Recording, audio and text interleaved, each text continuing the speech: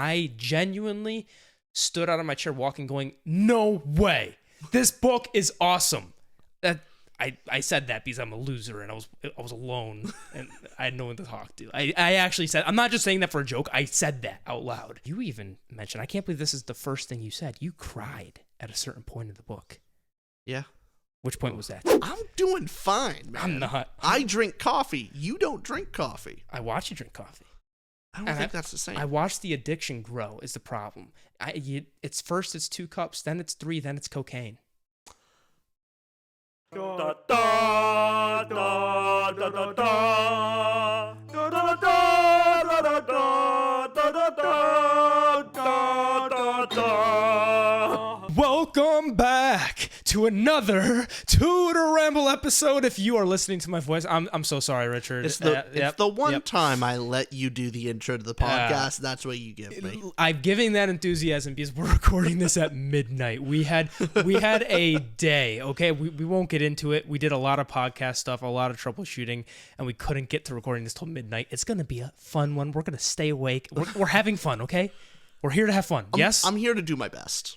It's going to be great. My best is not normally enough, but I'm here to give it anyway. I believe in you. I believe in us because this episode is going to be, I'm very much looking forward to this. We are talking about The Sword of Kaigen by M.O. Wang. We're going to give a spoiler-free summary and a spoiler-free talk for the first 10 to 15 minutes, and we will warn you all when we're getting into spoilers. We've done this in the past with Stormlight, other books. I love these because you can get a little snippet if you haven't read the book into maybe you should read it or not. We will be very broad. We will not give plot details. And then we can get into the nitty gritty if you decide to read the book. You excited, Rich? I am.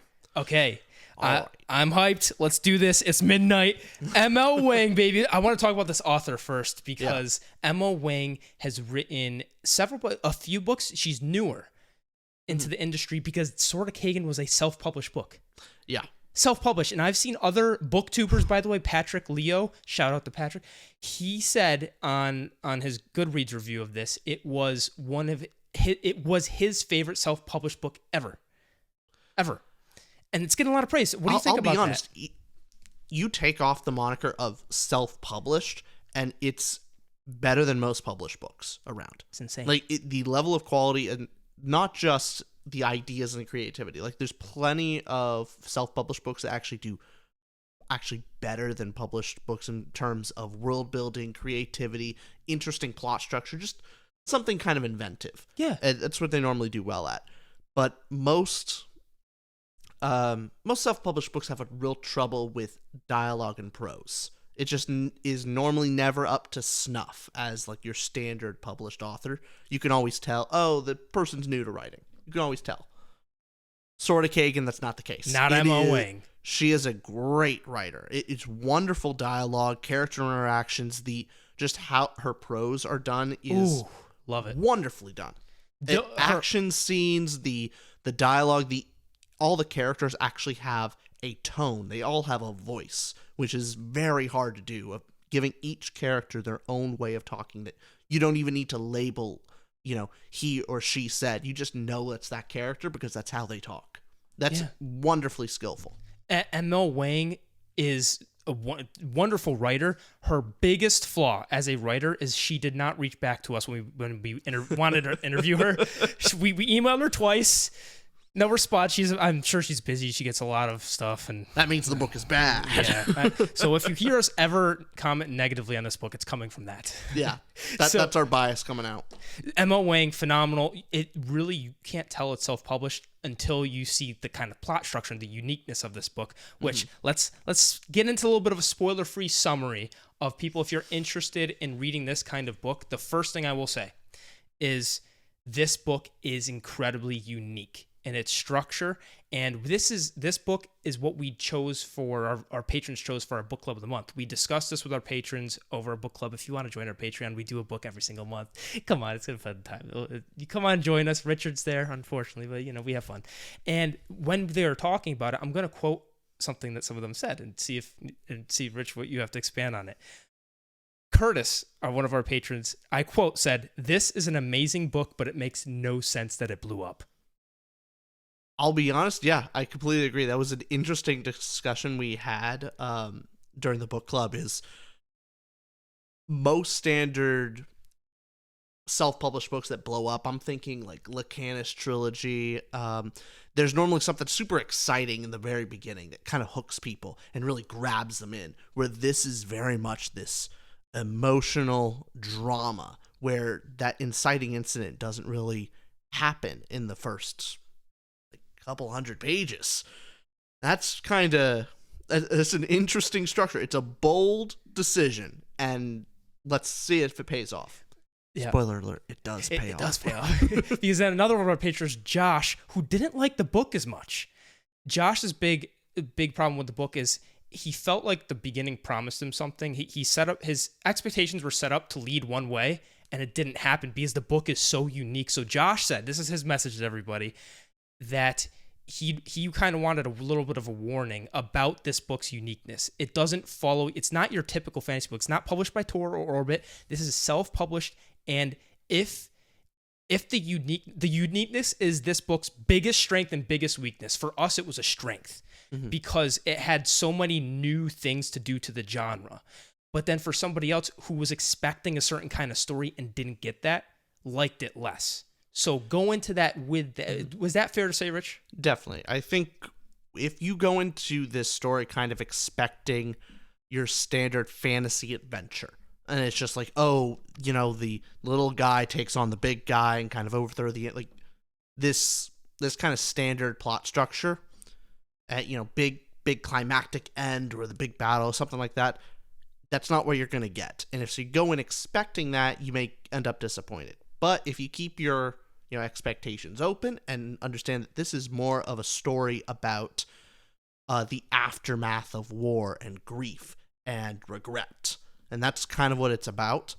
If you go into it with that in mind, I think you'll really love it. The very back of the book compares this story, one of the quotes in the back of the book, compares the story to Avatar: The Last Airbender and the Poppy War, because it combines the elemental magic. There's elemental magic in this book of Avatar, and it does that amazing. The magic's so cool. It does elements. I don't want to give too much, but just what is done with the bending in this world is really, really neat. And Poppy War's grittiness. Mm-hmm. So it does that. It's very much aged up from Avatar: Last Airbender. This is an adult book.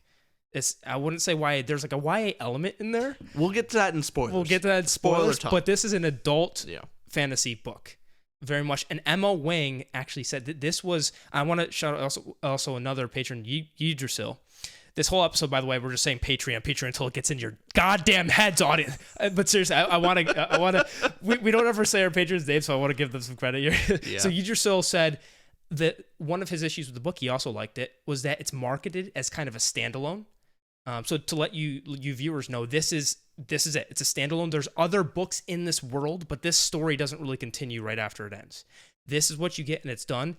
And so Yidrusil, he was saying it's kind of marketed as a standalone, but it has elements in it that leaves. It feels like it should. There should be a sequel, because Emma Wang, I believe, initially wrote this book expecting to write a trilogy. And then didn't. One of the reasons I read in an interview, which she didn't interview with us, it was another person. But in one of the interviews, she was saying she was really depressed when she wrote this, which in some of the scenes you can kind of tell. It's just wow. You have to be in a certain mental state. Some of this, the emotional seeds had to come from someplace. Yeah, and clearly she was feeling it, and I'm hoping she's out of it, because I would never want to be in those dark places. She wrote something. It's very gritty. It's very adult, and you will love it with its uniqueness. But so it's kind of marketed as a standalone. There are some pieces at the end. I would say that you can finish this book and feel very satisfied, but there's elements of there could have been a second. So it's almost hinting at another thing in the future, right? Though I hope that one day that ML Wang will actually continue with this world and series. Oh, I think she's continuing with the world, but not with these characters. Aren't going to have a follow-up immediately. One of those situations.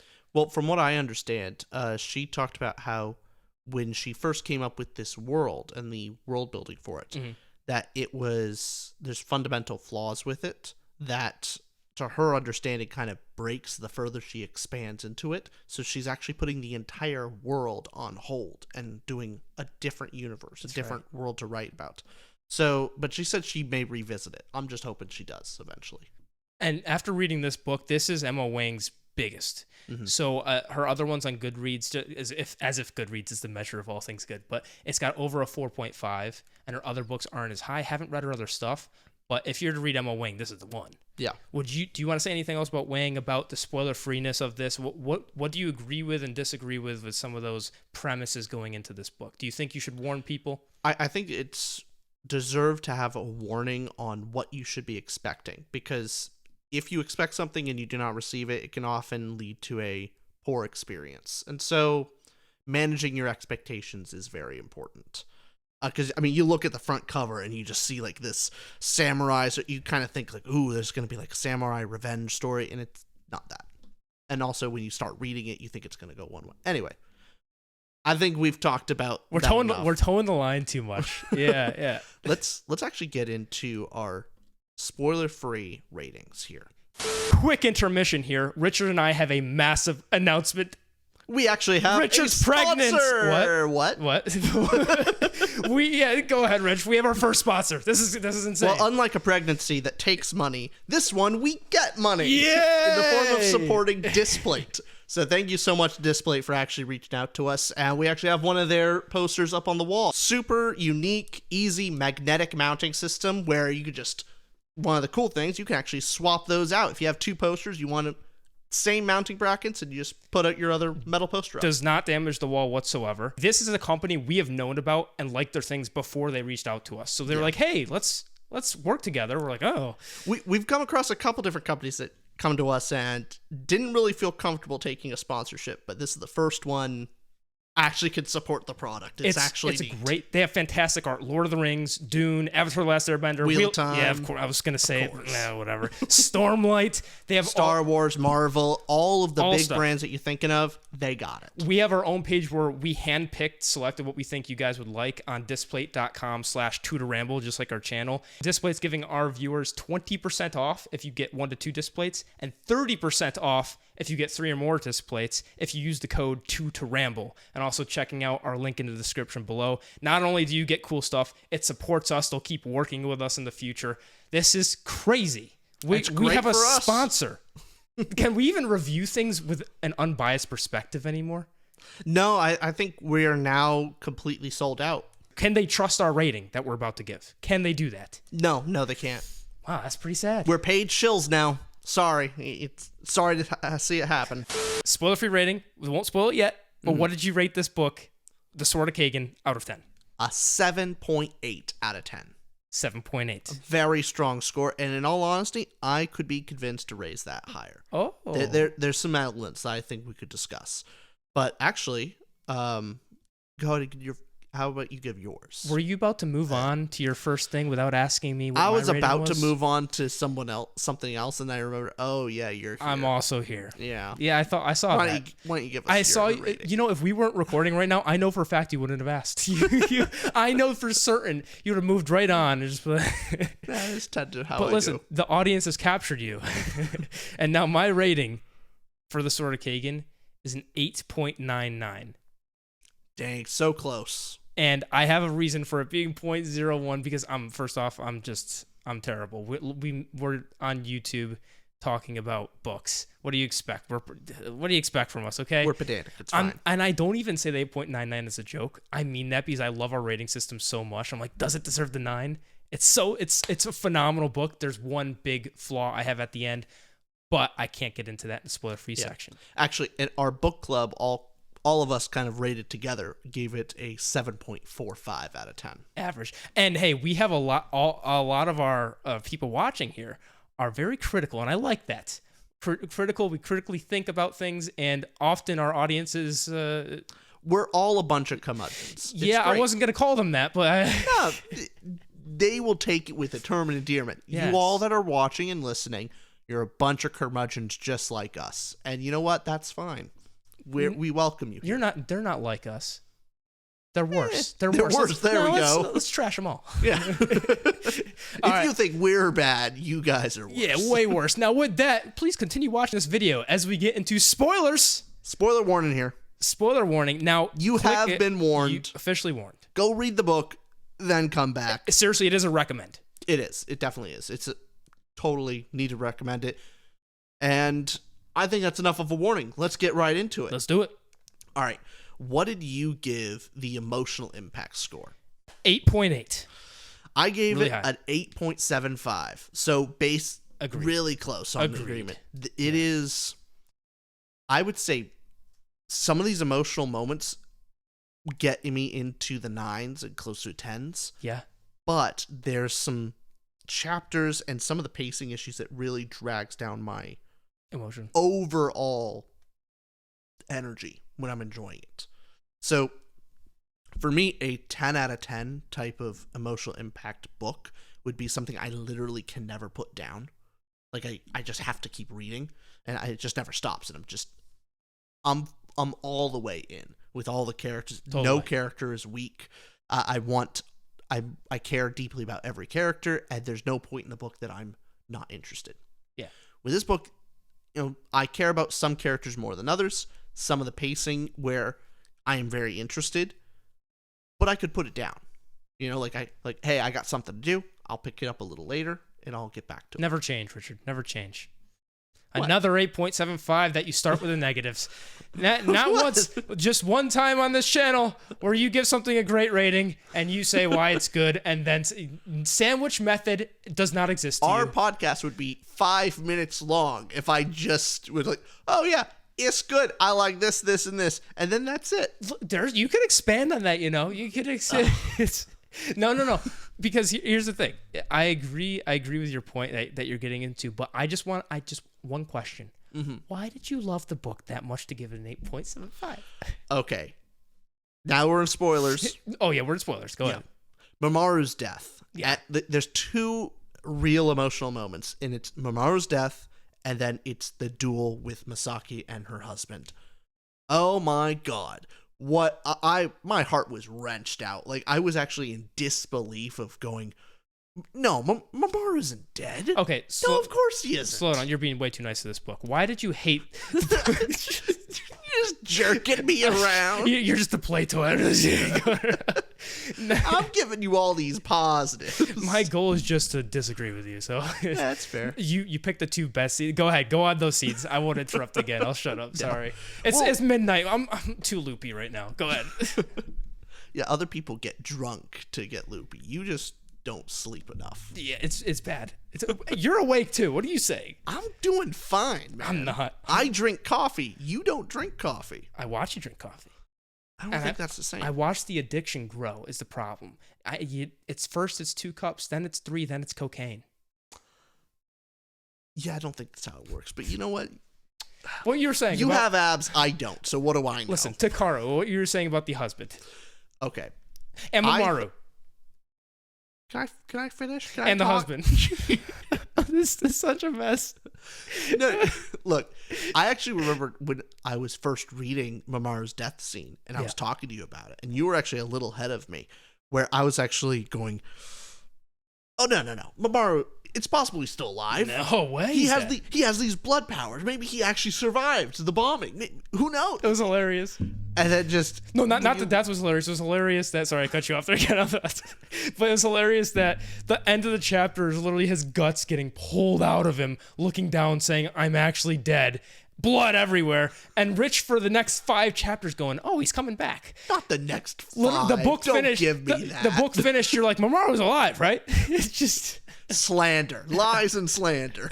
All right, defend yourself. What'd you actually say? Oh, well, the next chapter, I was thinking, like, Yeah. because we didn't see him and there wasn't, like, confirmation of death. And so I was like, oh, okay, maybe he survived it. Maybe he used his blood powers to actually, like, put his organs back together. Right. That's how shocking of a twist was. You couldn't believe it for a whole chapter. Yeah, exactly. That speaks to how great of a death that was. Yeah. And that kind of death where it's a character you want to see grow so badly, and you get behind Mamoru, and he dies he accomplishes his goal in a sense. Yeah, ultimately, he actually does fulfill his character arc. Like, he, especially during the first half of the book, he was looking for purpose and meaning. And he found it. And he's more, honestly, he was, in his final moments, he was a better man than his father. And the Mamoru's death was so unfortunately spoiled for me. Really? Yeah, and it still affected me because I didn't know when he died. I knew he was going to, and the way it was written, and patron Curtis also said this. I had very similar feelings to him of what Mamoru's death was written so wonderfully that it still hit. And Emma Wang, we'll get into her dialogue in prose, but just staying on pure emotion, the way she wrote these scenes.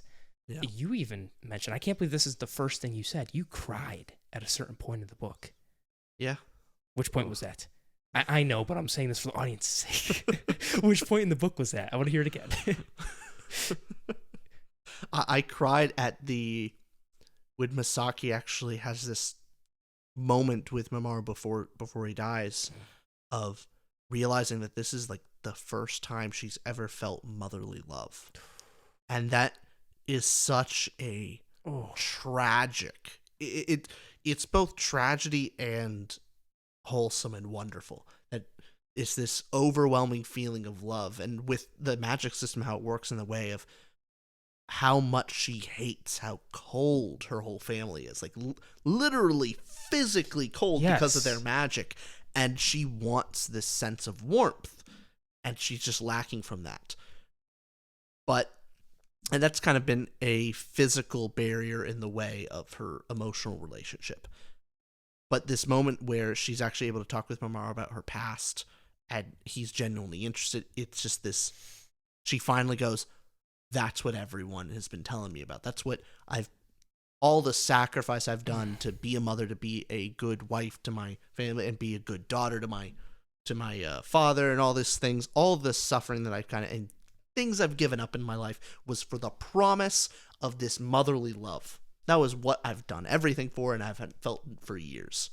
And this is the first time she felt it. Like, it's so bittersweet as well, because she finally feels it, one, but two, she realizes all that time and regret, and how much time she wasted, which is why the two themes of this book clearly are regret and grief. And it's done very, very powerfully. And that bittersweetness, the bittersweetness of stories are some of the most emotionally impactful things to me. Just like Mamoru's death is bittersweet. It's sweet because he accomplishes his goal, but it's damn bitter because he's dead. Yeah, and by the time you get to the duel scene, I think I really appreciate and wish that, oh my god, Mamoru had so much potential. Because you realize, at first you think, okay, yeah, he would have been the youngest Whispering Blade user. And then with the duel, you kind of see what the potential of the blood-bending magic, and you go, oh, Mamoru with blood-bending magic and the Whispering Blade, yeah, he would have been god of the world. He would have been overpowered in this universe to a ridiculous degree, and basically we'll never see it. And he had a good spirit, a good heart. He was a good person, genuinely. And his mom saw that. Misaki saw that too.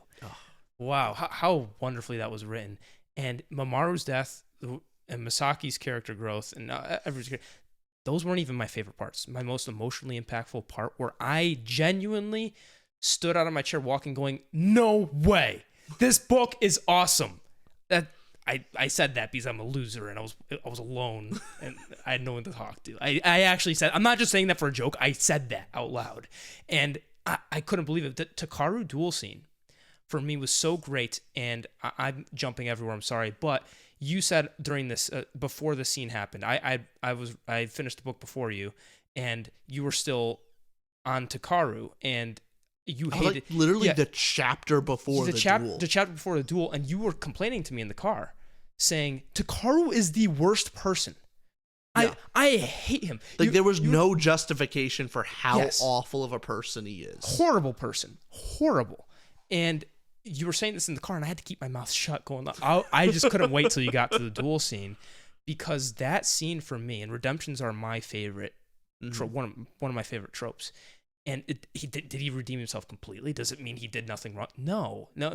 But you understand now. This almost impossible psychopath, he seemed like a psychopath. Just cold-hearted, makes no sense why he's doing the things he's doing. Evil person. And the duel scene happens, and you realize he's been channeling, becoming the mountain, and using this as an evasive thing. And using this it's kind an of emotional crutch that has stunted his emotional growth since he was a child. It's his thing he fell back on because he got beat by his father and his upbringing, and you finally understand him. Yeah.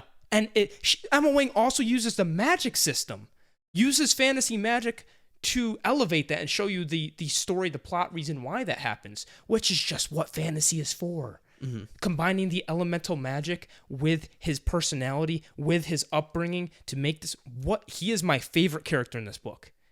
Book. Takaru is amazing, and not amazing for being horrible to his wife, but as a character, and understanding him, wow. And on top of Takaru, I'm also saying wow a lot, so I stay awake because it's midnight. I gotta say things to keep myself awake. So not just Takaru, but his brother and Sensei. Something I loved about this book was the three of them having their different fighting styles aligned with their personalities was so cool to see in the fight scenes. The uncle, Takaru's brother, was amazing because just a raw rage. And Emma Wang, want to get into characters? Yeah, I was about to say we're starting to get into characters here. What was your character rating? My character rating was an 8.25. 8.25? Mine was a 9.25. I'm blown away. I could definitely be convinced to raise. The reason why I don't have it into the 9s is some of the more side characters are just not to the 9 standard, where of course Takaru, Masaki, and Takaru's brother, I didn't feel the same way. I gotta say why I did, but would you say like even the he's interesting, but I wasn't. About Masaki's other children, other sons? You even get a lot from they're unique but not to a significant degree that I would put into the 9. With their page time, I'd say they're excellent because it's not like they're focused on, but still I get each one of their little personalities. She puts these snippets in there where I'm terrible with the names, but the oldest of the 5-year-old wanted to be like his brother, and the realization that of his brother dying and his coping with it is, I'll never be able to prove myself better than him. And he means that in like a heartfelt way, but also that's how he processes it as a 5-year-old. Yeah. Now he could never catch up. That's wonderful. Yeah. That's not, again, not wonderful that it happened, but it's wonderfully written. It's just, I love that about the book, and all the other children having one's more tepid, one's more little things that make you understand the character. And why I like the uncle so much, I am really taking the bully's pulpit. I'm taking this mic over this episode. I'm actually going to, I can knock down your score with I can knock down your character score with one word. Oh, don't. Robin. Damn it. That's why it's not higher than 9.25. Robin, I liked a lot more in the flashback sequences, but let's talk more Robin in the plot. In the plot, sure. But with the uncle, why I liked him so much is you don't get a ton with him, but you understand with his passion toward when the fight comes, he wanted it so bad, because you could put yourself in the shoes of training his entire life to be this ultimate warrior, and he's now on the decline. He's getting older and not able to use anything that he's learned throughout his life. He's just been a government. He's been mayor, and he's not even really good at it. He's just the oldest. But I think on this book, there's the line here: better to die sharp in war than rust through a time of peace. Yeah, that's the uncle right there. That's the uncle. And his fighting style exuding that, his rage. And then you have Takaru's precision and the sensei's speed. So they all have their different technique. Technique, that's it. So I think that's wonderful. But characters for you said it could be raised, but what do you think it's really good, and what keeps it from going higher?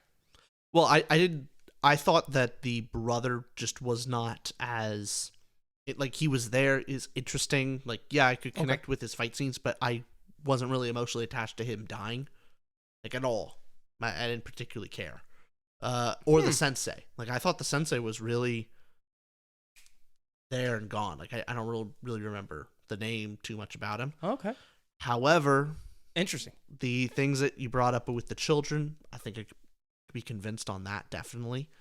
Because the children definitely were unique and had their own characteristics, and you could see their future, which I think is a important aspect. Is you can, when you're looking at a character and you're reading one, you could see their future. They live off the page. Yes. Honestly, that's that's one of the markers of a good story in almost every aspect is, a plot is good when the plot lives off the page. Yes. A world is good when the world lives off the page. Same thing with all these things. So characters, when they live off the page, is when they're great. So like Mamoru, he lives off the page. Like I can just think of so many, like, oh my god, he could have done this. He would have been this aspect. So for so many characters, I do don't see that with Sensei or the uncle. I Okay. thought they were very good. Like, they're not bad characters. They're just not that 9. You know what I mean? I get you. I just like them a lot more. Fair enough. I'm also comparing it to their page time, of course. And I guess with the uncle, when his death, it didn't affect me in like, oh, that's it. It kind of affected me in I was happy for him. Oh. That's how he wanted. That's how he wanted to go. And That's how his wife kind of talked about it. We're like, yeah. In all honesty, like this is the best way he could have gone. I mean, I wouldn't want to see him die an old man where he had all this regret. I mean, it's what he wanted. I was kind of. She's more like, hey, I regret I don't have more time with him. Yeah, but of course. If he has to die, I'd rather him he wanted to die this way rather than out of old age. Yeah. Honestly, the one character that I really liked in the beginning and then just Teeter just wasn't as present was Mamoru's friend from the outside. Kang, was it? Yes. Yeah. So he was at the beginning interesting. And I think he was a big hook in the plot. That was your inciting incident. This new guy telling Mamoru about the outside world, and we'll get to that in World Building and Magic. But he was more plot. He was more of a plot device than an integral character. And to be fair, after Mamoru's death, what place does he have in the story? He still had his part of the communication towers and was with helping rebuild afterward. I don't think we got a lot of interactions with him afterward, especially since Mamoru's dead. How are we going to? It's from Masaki's point of view. It's not like she's hanging out with Kang. Yeah, no, so it makes sense. His point in the story is kind of over, but yeah, I didn't feel too much for him either. But these are degrees. It's kind of like saying it's degrees. Yeah, I'm still giving it 7 and 8s. Like they're still great. I'm just not going perfection. That's I'm not arguing against good. I'm arguing against perfection. I don't think it's 10 out of 10, but I gotta say, of fantasy books I've especially read, like this is phenomenal character work. Yeah. I don't know what else to say about it other than this. It deserves a 9+ for me. Yeah, I can't wait for you to read First Law. Okay, because that's where I would actually say, like, you want to get that 9 and 10 character building. First Law trilogy. Hey, they can both be 9+. They can both be there. Do you want anything else on characters? No, I think that's good. I think. Do you think you'd raise it a little bit in post, or? I can see myself raising it at least another 0.25, like 8.5, 8.75. Okay. I don't think I would give it the 9, but I can definitely see it high 8s. Okay, then plot time. Plot time. What did you rate plot out of 10? I gave it a 7.25. Makes sense. Good. Like, better than average, like, significantly better than average. Got it. Especially with the unique aspects it does and how it, I think during certain parts, it's well paced. However, there are aspects of the book where I think it goes a little too long and maybe could be condensed somewhere in the middle. Possibly. I'm really going to agree with your flaws here. I still gave it an 8.8. And it's conflicted with. I'll give you this. I've been talking to. I'm sorry. This book's been a lot. I'm talking more. It's your podcast too. You can talk. I know, but it's just I've been in that position before, where an entire episode you just talked at me and looked at me, and I looked like a little sheep over here, and I was like, I'm never gonna do that to Richard, and I've done it several times now. What goes around comes around. Yeah. Well, with this one, I was about to go on and just talk about the plot more. I'll let you go. Sorry. So with the plot 7.25, want to get into I'll let you go negative first. So why does it go a little bit lower? I know more so why, because we talked about it a bit, but why is that? I think Josh actually brought up a good point from our book club. From our book club, Patreon.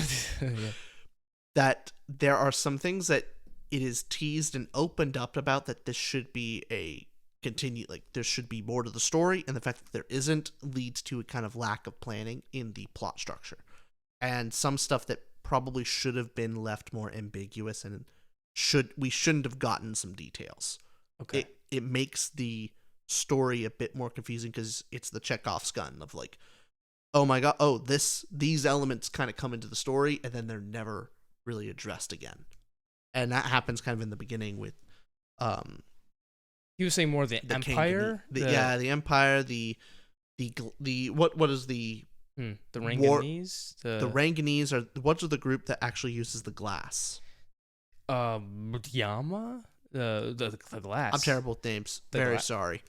Oh, sorry. The invincible glass. Yeah, the Yama, the country of Yama, I believe, has those glass. That it's just not as developed in that point. And then all the flashbacks themselves, probably it's a weird tonal shift that I think I could be convinced it works. But ultimately, the largest issue with the plot that brought it down by more than a point was the last chapter for me. And I thought that you maybe exaggerated when you told me, like, oh yeah, the last chapter brought it down for you. Oh, I did tell you that, right? Yeah, it brings it down. There's at least 100 pages that could probably be cut, and that's significant. It felt to me after so I give it an 8.8. I docked a whole point, I guess, on this scale that we have for the ending of you could tell I've loved this book so much, and I thought I want to praise this first because that's what I do, Richard. Oh, okay. I first, I give it accolades. You're the positive guy, and I'm the negative Nancy. Listen, I'm negative. Just I say positives first, so it looks better. It looks better for PR. So when Emma Wang doesn't respond to us again, so with what was I saying? The positives. Yeah, that's right. Positives. That's right. it's still so. So with the positives, it's such a unique structure, and I love it where the inciting incident kind of takes you in, it pulls you in slowly with Mamoru and him finding out that he's been lied to about the Empire. Then you obviously have the big climax in the middle with the battle. It's like a 4-chapter long epic battle. So we're going to dialogue prose. We'll hold off for dialogue prose talking about how well it's written, but 4 chapters long of the most badass battles, which we should have mentioned in Emotional Impact, which we didn't. It's just so I was mentioning it, but yeah. Oh, I don't listen to you. Yeah, I don't never listen to you. The battle is amazing. And then after the battle, it's dealing with the grief and regret. It's those themes. Now, I was totally on board, even from that scene to Takaru, to Takaru's duel, because in between that was a lot of pages. Maybe could have been cut. Maybe. I can't pick out where. I'm not that good. But the scenes between Mamoru's death and Takaru fighting Misaki, you were seeing how evil Takaru was and how he was reacting. And I got emotionally involved of this guy sucks. But what are they going to do? Misaki, get out of here. And I was so emotionally invested. So when the duel happened, boom. Loved that so much. Loved that scene. And then after the duel, there were 4 more chapters. And those 4 chapters take up, I believe, about 130, 150 pages of the book version we have at least. And that's where I felt it could have been wrapped up in maybe 1 or 2. And that's when we were mentioning the spoiler-free part. This seemed like it was going on to a sequel that isn't coming out.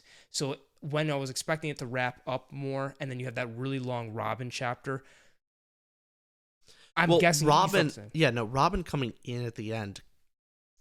I can understand on some level. It's, I think, a good way to wrap up Misaki, where Takaru is showing some kindness and respect and trust of going, hey, I shut the door on this part of your life for you 15 years ago. And so this time I'm letting you kind of get closure from it. And also kind of you're out. Like, hey, no one's really pressuring you anymore. If you want to leave like you wanted to before, you can. And kind of really putting a lot of trust in her and saying, it's your decision to make. And so her closing the door on her relationship with Robin was very much, makes sense. She needed to be able to say, like, it basically removes some of the regret that, hey, this was now my decision. I made a good one, and finally she could close the door on it. I get that. It's good. But all of the stuff that Robin comes with, of the the assassination attempt, and that there's this building army that with all the different benders, and also his son. Kind of, that whole thing was kind of weird. I don't know why I didn't like it, but him with his son felt off, and then just like it was a B plot that wasn't necessary almost. It was a sort of, it was setting up for something else, because important things very much did happen after Takaru and Misaki's fight scene, where, for example, Misaki and Suzuki, I believe that their friend, it starts with Hiroi. Or Hiroi. Hiaru? I'll try. Let me look. Yeah, her suicide was heartbreaking, and so you have these very important scenes that need to be written. So it's not that after the Takaru and Misaki fight, it's all just garbage. Do you have the name pulled up? Hiyori. Or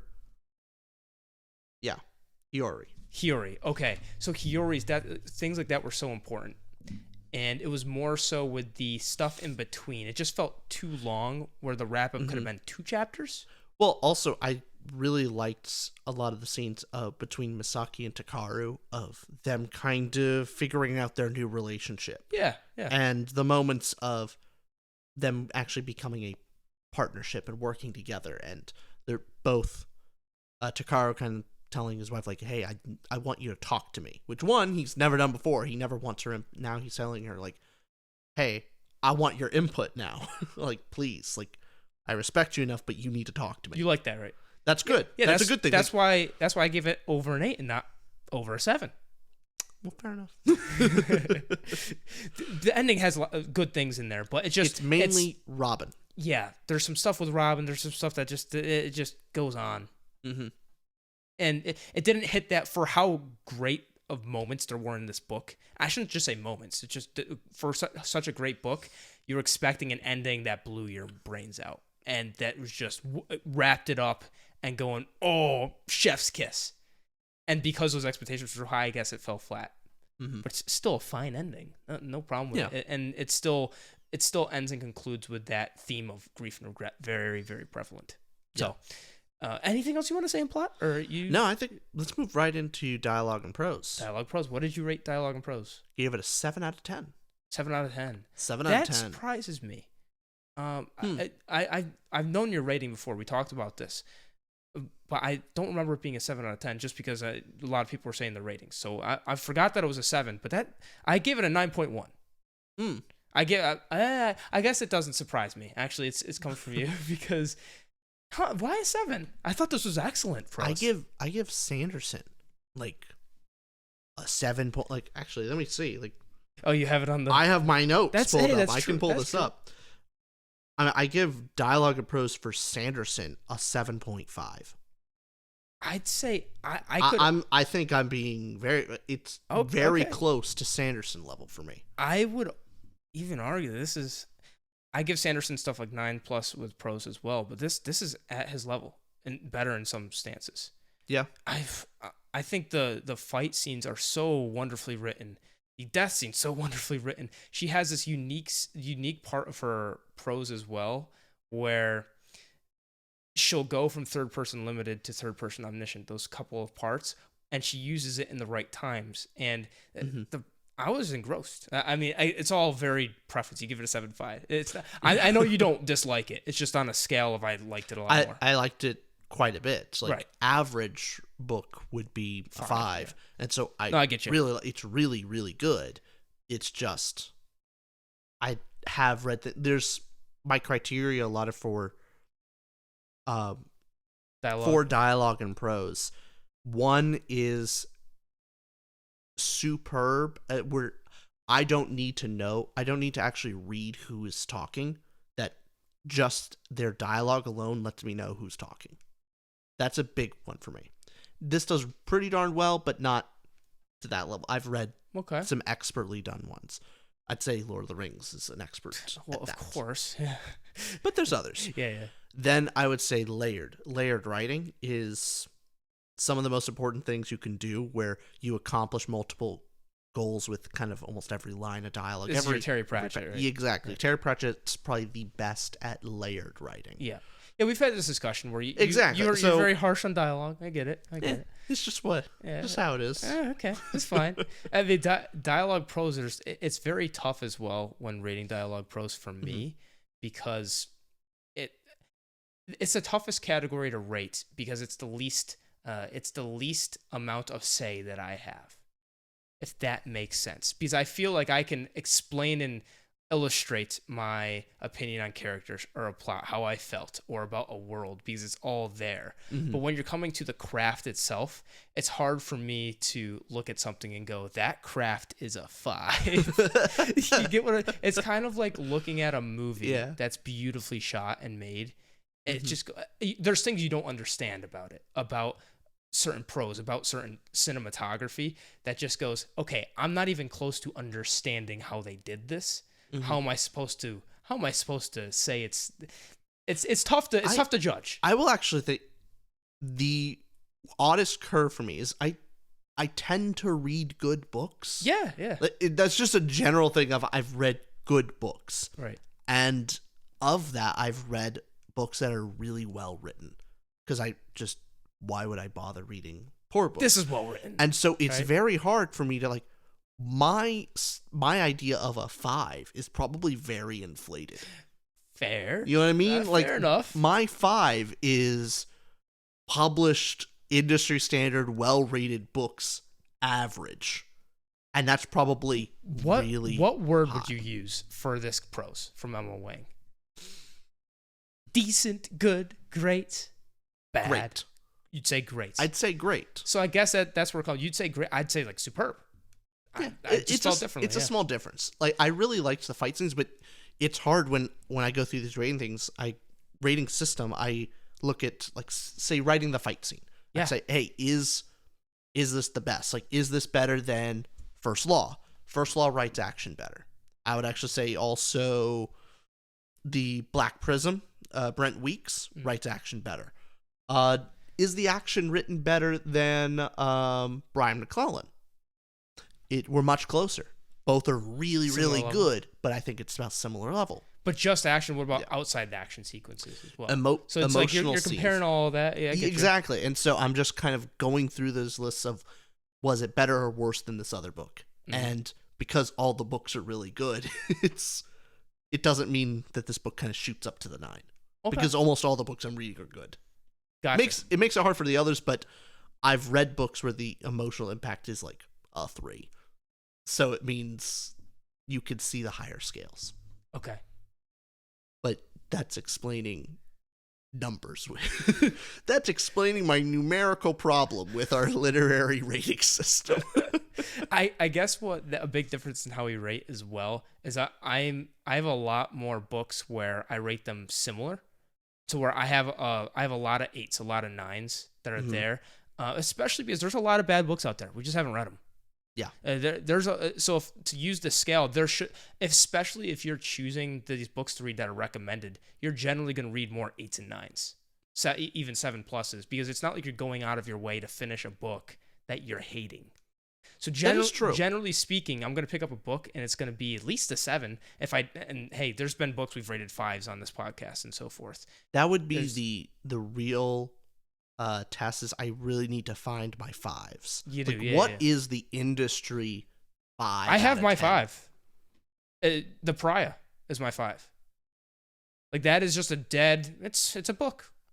It's a book. It's a book. If you want to read The Pariah, I'm not going to recommend it. It's just it exists and you might like it. I'd read it. That is, I have no emotional, like, I don't like it, I don't hate it. That's my perfect 5. That's fair. So I just look at everything else in The Pariah. So how much more did I like this in The Pariah? How much less did I like it in The Pariah? But okay, that was we beat it. We didn't really talk about her prose. We talked about why the numerical reason for. Well, okay. Rapid fire, do it. The dramatic emotional scenes with Misaki is just wonderfully written. You get really inside her head and the conflict, and it's some dark, complex problems that she goes through, and so that's a really hard thing to write. And Emma Wang does it fantastically. wonderfully written. Like I said before, characters have a good voice and their own kind of unique voice. Yeah. Maybe not better than some I've read, but very good. Should be well respected. The action scenes I thought were really fun and did remind me of Avatar, so I loved that aspect. Nice. Bringing it down for me is, of course, I don't think it has that kind of layered writing, which is a really high bar. I know, but I have to put that out there. But I have to put that out there. I will see how long you let me go with I need to find what you like and ridicule it. Well, to be fair, I already do that with Brandon Sanderson. Yeah, and you love him. It makes no sense.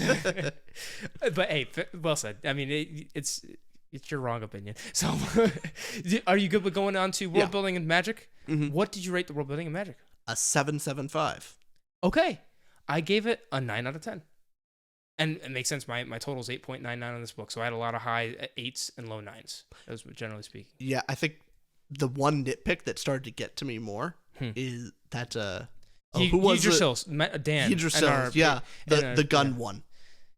Gotcha. How the hell are guns not a thing here? That they are a thing, but they're not used. Not in the fight. Yeah, which is strange. The more I think about it, the more I'm going. So when he brought it up, I didn't think about it while I was reading it, but my headcanon just assumes that since the magic is so powerful, these Matsudas and the waterbenders here are so powerful that guns just don't work. Like, you have the gun in the helicopter in the air that shoots down, and because it's too far away, but guns against these benders just not gonna work out for you. The humidity in the winter, snowy air that you just freeze the mechanism. Shut down the guns. Like, why use them? It's like bringing a metal gun to a fight against Magneto. Why the hell are you doing that? No, you have to find more creative ways. So you send your benders, your air benders. That's your most powerful tool. Beyond that, it's so. I don't know. What's that side for? Yes, Takaru could probably do it, but I don't think the Ranganese knew how powerful they really were. And that why wouldn't they bring it, or at least go from a certain distance away? Why wouldn't they have snipers? Why wouldn't they They had guns from the or from above. They shot from above where they couldn't reach. That's where the guns came into play. Well, that was the Empire. The Empire. Oh, yeah, the Empire came in and shot. Right. Yeah. But not the Ranganese just came out on the boats. Exactly. Got it. So I don't know why the Ranganese didn't use the guns. Not just the Empire. It just doesn't... Like, I would think they would at least have it or address it, or at least try. Because guns would probably be pretty helpful in that battle. Especially against, not against Takaru and his brother. No. Because, they could do an ice wall, they could freeze the mechanisms, sure. But the others weren't that powerful. I guess when you have the option of you can bend air or use a gun, bending air is just better. So air than bullets. Bullets beat air benders. Yes. Well, with this kind of magic, I don't know if that's the case. Bullets go fast enough they can cut through air. Yes. No, the things you can do, like, for example, with the tornadoes. You could shoot a tornado, and the bullet's still going to go through. Oh, well, with the tornado, though, they needed the people to have the tornado to create it. So I guess if you can't hold a gun and also bend a frickin' tornado. You got your benders, and then you got your not very good benders. Is this where we're going with the world building talk on the guns? Have some guns. Guns are great. Guns are good. Why don't they have them? Well, it's a very unique world where there's it's the isolated Matsuda, the Kaigen, or what's the actual town they're in. But anyways, on that peninsula where they're kind of separate from the rest of the world, which is technologically advanced. It makes sense why they don't. No, of course, but then we might not know exactly the details of why the Ranganese don't bring the gun. So in our headcanon, it could be, hey, they brought them in the last war. It didn't work. Like, the guns were used against them, maybe. Like, there's a lot of reasons. I don't think it's the biggest deal in the world that we know there's technology. There's a literal gun that shoots down. Well, they have planes. They have literal, like, Game Boy systems. Like, they should have real good guns. They got tornadoes. That's why. Gun beats tornado. No, it doesn't. It does. No. Gun beats tornado. Tornado, you're done. Tornadoes are powerful, but if there's someone in the center of a tornado and you mow them down with a machine gun, tornado too powerful, bullets go away. It's not how it works. You can't blow away. I'm sorry. Do you know how airbending works? And I know how guns work. how this magic system works? No, I don't think so. I don't think there's a tornado fast enough to stop a moving bullet. It's magic. Like, okay, a cyclone, but like a bullet going no, it's gonna hit. Listen, magic stops it. It's literal magic. You're reading fantasy. Get these guns out of here. Unless you're Brian McClellan, he has some cool guns in his series.